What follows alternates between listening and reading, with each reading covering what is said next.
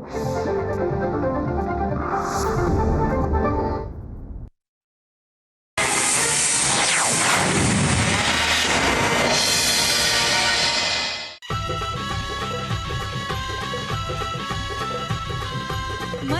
ठेवून जिद्द गौरी वचनबद्ध, मनात ठेवून जिद्द गौरी वचनबद्ध, न्याय ही देई गौरी सर्वांची ताई गौरी, न्याय ही देई गौरी सर्वांची ताई गौरी, अन्यायाची दुश्मन गौरी, दुखितांचे जीवन गौरी, संकटास जाऊन भिडते, स्त्री हक्कासाठी लढते, ममतेची मूर्ती गौरी, श्रद्धा धन प्रीती गौरी, आंधळ्याची होऊन काठी, दुष्टांना दावी काठी, लाचारीवर तरी मात ही दिन दुबळ्या देई साथ ही, समाज सेवक गौरी, समाज सेवक गौरी, वचनबद्ध गौरी. काय ना गौरी, तुझ्यासारखी नाटकं करण्याची सवय नाही आम्हाला. नाही, तू जगभर दाखवत फिरतेस ग तुझं पितृप्रेम. या वादाला अंत नाहीये. आहे माझं मरण. आणि विक्रमच्या काळजीने बाबा आता हैराण झाले. प्लीज विकी, तेजू, प्लीज बाबांजवळ चला. कट का केलास तू फोन? त्या मुलीचा फोन होता का? नाही नाही, ती कशाला मला फोन करेल? का नाही करणार? अरे इथे बंगल्यावरती सरळ निघून आली होती ती. उद्या तिच्या आई वडिलांना कळलं तर काय करणार होता आपण विक्रम? हे बाबा, तू अजून काही घोळ नाही ना घालून ठेवलेला?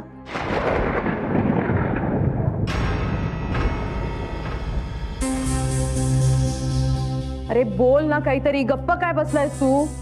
अजून काही घोळ नाही ना घातलेला तू? विक्रम, तुझे डॅडी इथे नाहीयेत. उद्या काही प्रॉब्लेम उभा झाला तर मी काय करणार आहे? आता सांगशील का मला कुणाचा फोन होता ते? तिच्या भावाचा. माझा माझा माझा मित्र पण आहे तो, मोहन. हे बापरे, म्हणजे तिच्या घरच्यांना कळलं की काय? कोण कोण आहे तिच्या घरी? म्हणजे आता बोल ना, तसा पप्पा कसं करतोय? दोन मुस्काडत मारीन तुझ्या. नाका तोंडात पाणी जायची वेळ आली. तसा पप्पा कसं करतोस? काही सांगशील का? कोण कोण आहे तिच्या घरी? माझा मित्र, तिचा भाऊ. ते सांगितलंयस तुम्हाला? आई वडील आहेत ना तिला? काय आहेत, म्हणजे आई पण आहे आणि वडील पण आहेत तिला. आई, आई, ही एवढीच औषधं आहेत ना ग बाबांची? गौरी, दिसत नाहीये तुला? मी आणि विकी इथे काहीतरी बोलतोय, तुला मध्ये तोंड खुपसायलाच हवं का? सॉरी, मी जरा घाईत आहे ग. औषधं घेऊन गावाला पोचायचंय. कारखान्यात पण खूप कामं पडलीत ग. तिथे माझ्या मानेवर तलवार लटक. त्याची काळजी तुला तर आहेच, पण डॅडना पण नाही. काही नाही रे, नावाची बहीण आहे ही, स्वार्थी. आणि तसे विकी, हिची मला गरज नाही. जा बाई जा, औषधं घेऊन जा, कपाटातले कपडे घेऊन जा. पैसे तर काय तुझ्या जवळ आहेतच, आणि मालक स्वतः तुझ्या जवळ आहेत नाही का? माझ्या घराची सुखाची होळी करून त्याच्यावरती हात शेक, हा तेवढंच करतो. अगं आई, पण मला विक्रमने कधी हक्काने सांगितलंय का काही? सांगायला हवं का? सांगितल्याशिवाय कसं कळणार? काय घडलं ते सांगायला नको? स्वरा जेव्हा एवढी गंभीर आरोप लावते तेव्हा ती बरोबर, आणि माझा मुलगा नालायक, असंच ना? निघ निघ आता, निघ. मी तुझ्याचसाठी आले होते विक्रम, तुला बाबांकडे न्यायला. या सगळ्यातून मार्ग काढण्याची ताकद फक्त बाबांमध्ये आहे. अजूनही चल, यातून मार्ग निघेल. ते तू कशाला सांगायला पाहिजेस? माझं मी बघीन. आई ऐक माझं, चल बाबांना भेटायला. मला जमणार नाही. विक्रमसाठी चल. उद्या स्वराच्या घरच्यांना बोलावून त्यांना समजावण्याची वेळ आली तर फक्त बाबाच हे करू शकतात. गौरी तू जाय, जा. एक शब्दही न बोलता निघून जायचं. पण आई, जा जा.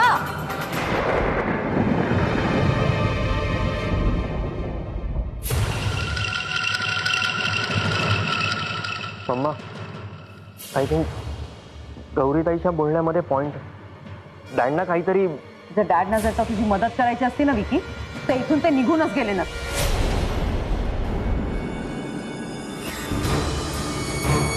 आज कुठल्याही परिस्थितीत मोहनला शोधलंच पाहिजे. जर विक्रमला या सगळ्या प्रकरणातून वाचवायचं असेल तर मोहनकडून त्याच्या घरचा पत्ता मिळवलाच पाहिजे. एकदा का मोहनच्या वडिलांशी बोललो की विक्रमचा हा मामला सोडवायला मदतच होईल. विक्रमला फोन करायला पाहिजे. स्वराच्या घरी कोण कोण आहे हे पण अजून कळलेलं नाही. मोहनला विचारलं पाहिजे. आणि रागिणीला मी शब्द दिलाय तेव्हा स्वराचा बंदोबस्त कुठल्याही परिस्थितीत झालाच पाहिजे. रावसाहेबांचा काहीही भरोसा नाही. जर का रावसाहेबांनी मनावर घेतलंच तर ते रागिणीला अजिबात ऐकणार नाहीत आणि विक्रमची आयुष्याची वाट लागेल. स्वरासारखी मुलगी कुठल्याही परिस्थितीत सरदेशमुख घराण्याची सून नाही होऊ शकत. तसं झालं तर गौरीला आयतं रान मिळेल आणि सगळे अधिकार त्या गौरीच्या हातात जातील. तेजस्विनीचं वागणंही बदललंय. तिच्या मनाचा तर थांगच लागत नाही. गौरीने तेजस्विनीचे कान तर नसतील भरले. रागिणीच्या सुखाच्या मार्गातील सगळ्यात मोठा अडथळा ही गौरी आहे. गौरीने त्या स्वरापर्यंत पोचायच्या आधी मला त्या स्वरापर्यंत पोचायला हवं. विक्रमला फोन करून आधी त्या स्वराचा पत्ता तर घेतो.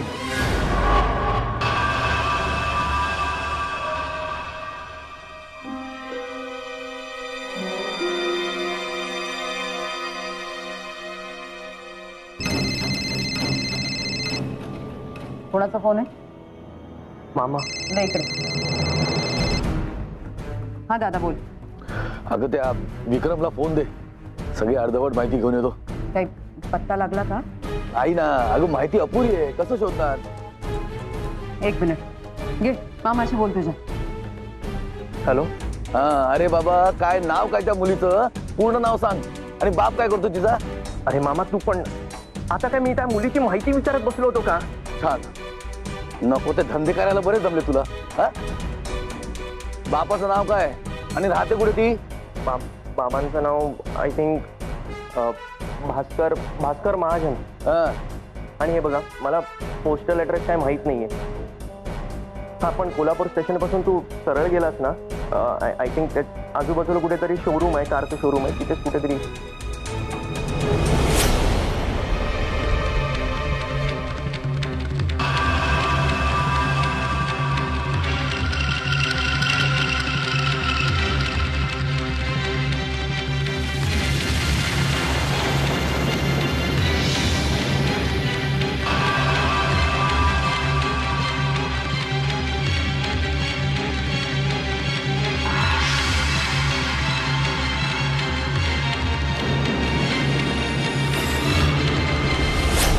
ठीक आहे, बघतो मी.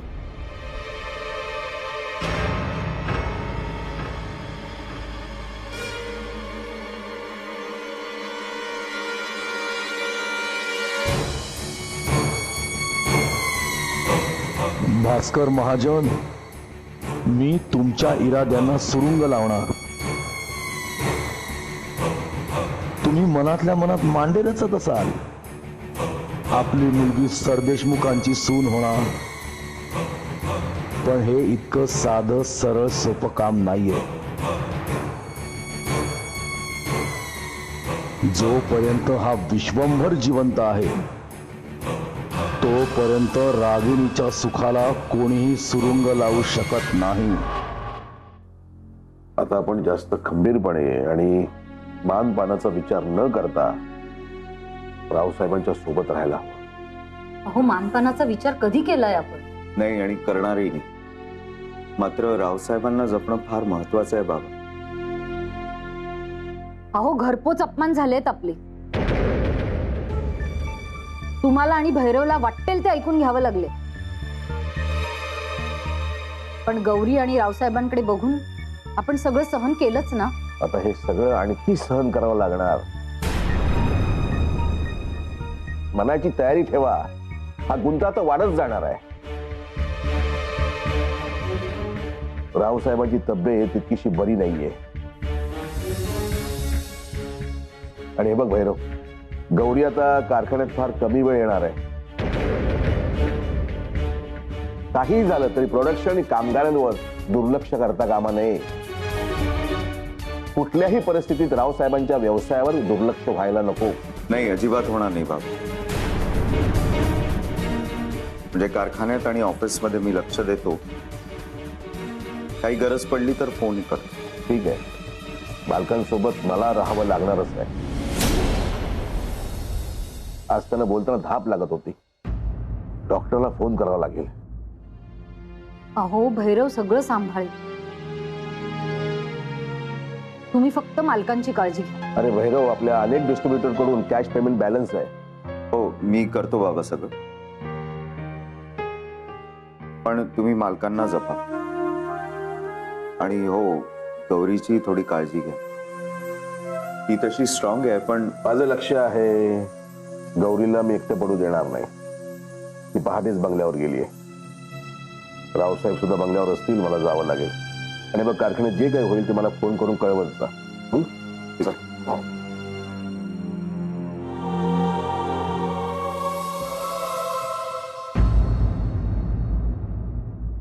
भैरव खूप एकटी पडली आहे ग गौरी. आई काळजी वाटते तिची. अरे तू कशाला काळजी करतो? आपण आहोत ना तिच्या सोबत. राधाताई आहे, मी आहे. जा जा तू जा, काही काळजी करू नकोस. निघ.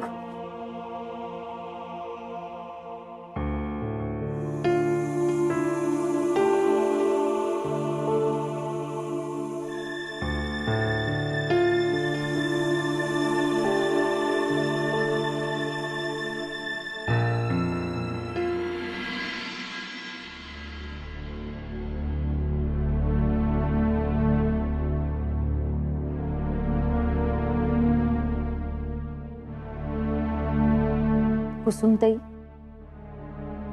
कुसुमताई, अहो कसला एवढा विचार करताय?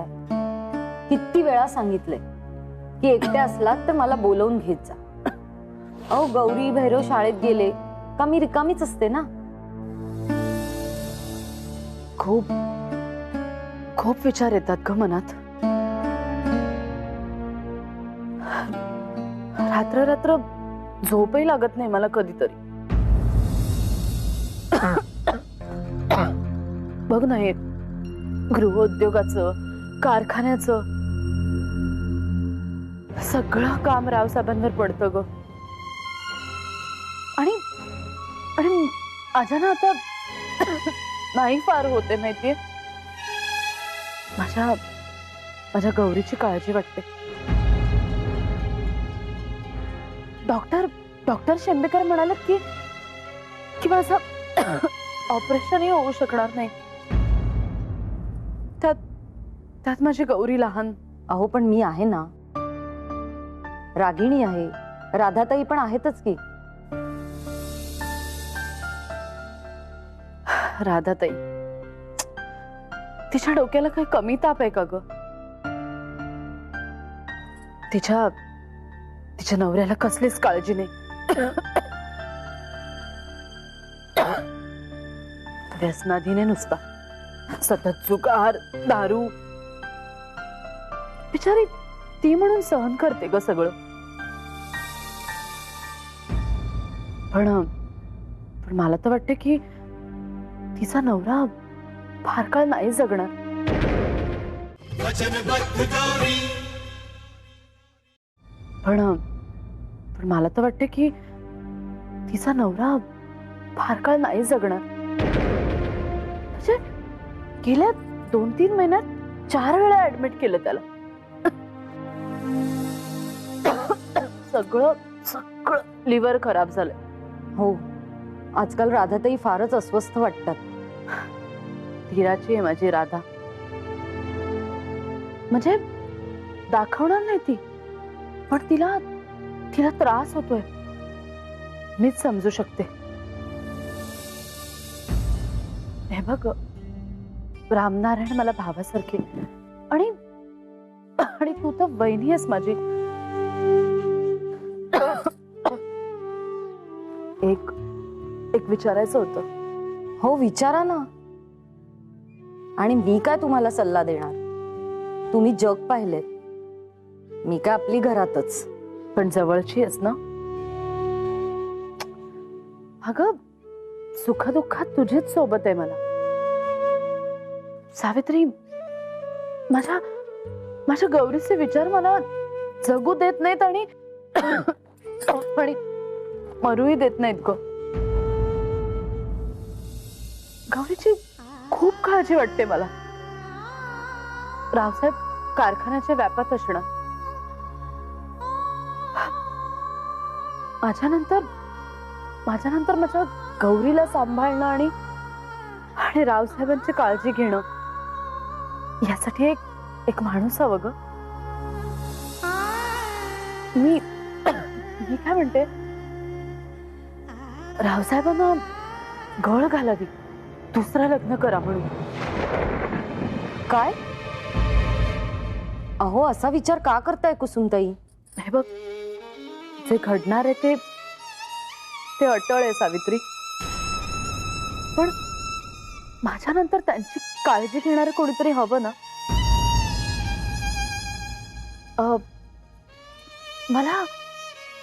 मला एक सांग, तुला रागिणी कशी वाटते? शिवाय गौरीलाही लढा आहे तिचा. रावसाहेबांची पण काळजी घेईल.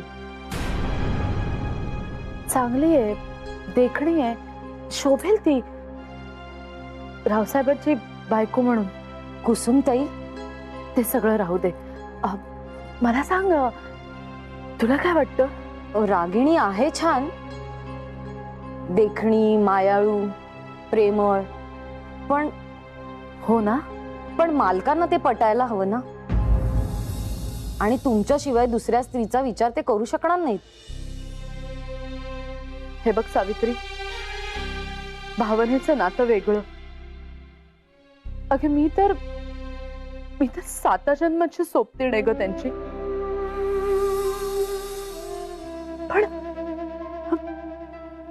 पण सत्य हे आहे की माझ्यानंतर गौरीला, रावसाहेबांना सांभाळणार कोण?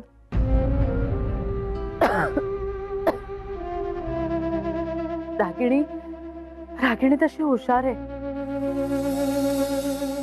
कारखान्याचं काम सांभाळेल, घर सांभाळेल. माझी खूप मोठी काळजी मिटेल. खरं आहे तुमचं कुसुमताई, पण मनाला नाही पटत. ठरलं तर मग मी उद्याच बोलेन यांच्याशी.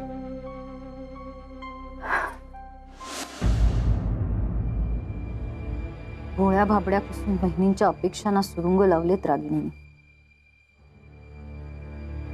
रावसाहेबांच्या आजच्या अवस्थेला कारण आहे धाकट्या मालकीणबाई. गौरी स्वतःच हुशार, गौरीने स्वतःच स्वतःला घडवलं.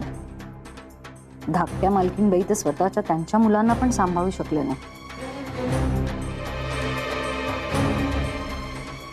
अट्टहास आणि अहंकाराच्या या भयान आगीत उद्या सरदेशमुखांच्या प्रतिष्ठेचा आणि वैभवाचा कोळसा झाला तर? तसं व्हायला नको. काही प्रमाणात गौरीची जबाबदारी आमच्यावर आहेच. सून होणार आहे ती माझी. सून म्हणजे मुलगी. गौरीच्या केसालाही मी धक्का लागू देणार नाही.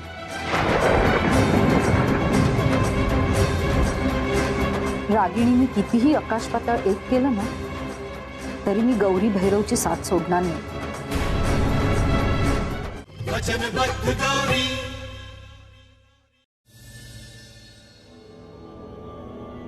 घरातलं वातावरण नेहमीपेक्षा आता जास्तच खराब झालं.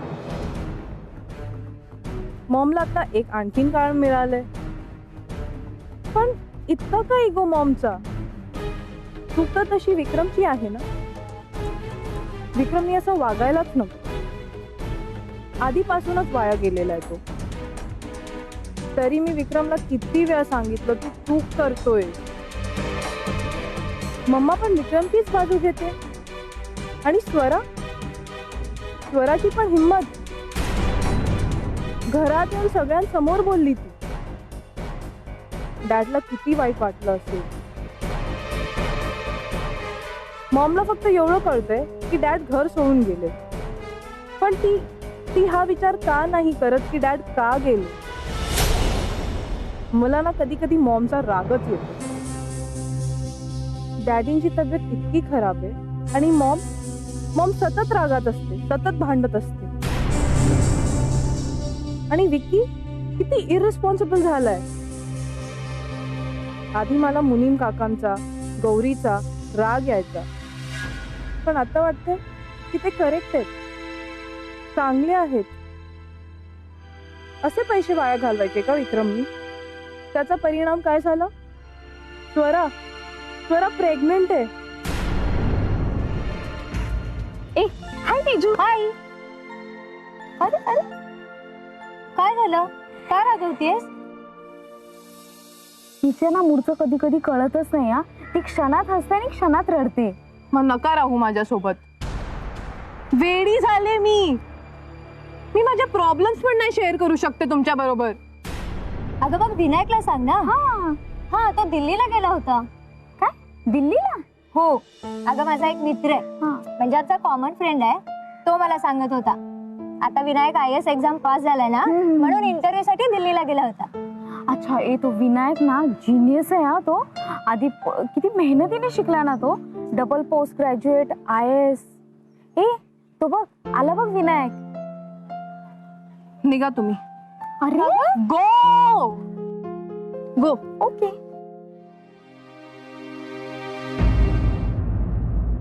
हो माझ्याच वडिलांचं नाव भास्कर माझं. अच्छा चल बोलूया.